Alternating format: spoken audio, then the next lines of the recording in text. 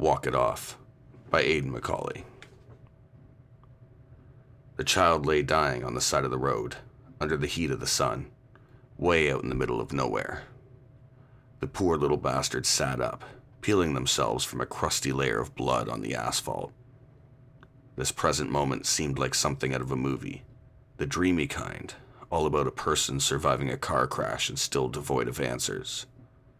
In the years leading up to this one crummy day of many, the child had wondered what would happen at the end of their life. Would they meet God? Would they know Him?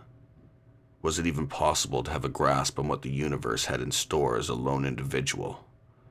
The child was only sure of one thing, that they were definitely alone now. Sitting up, they looked down at their battered and bleeding legs, reaching forward to brush a fly off of their thigh.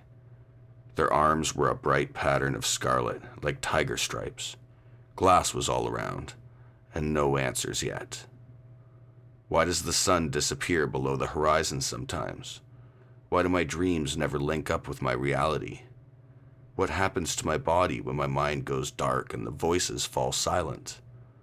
And more importantly, why did the person who pushed me out of the car buy me clothes and pretend they wanted to see me grow? I grew as much as I could. I didn't think I needed to learn how to tuck and roll. The sun didn't comment on the matter.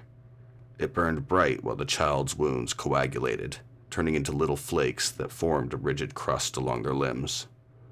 They stood up on the dirty road and found their bodies still responded to simple gestures, albeit with a great deal more pain than before. Then, a strange idea, a faraway idea, seemed to glisten on the horizon like a mirage. Walk it off. What?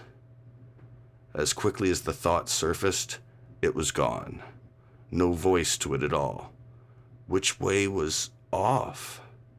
With how bent their head was, the child couldn't tell where they'd been going in the first place.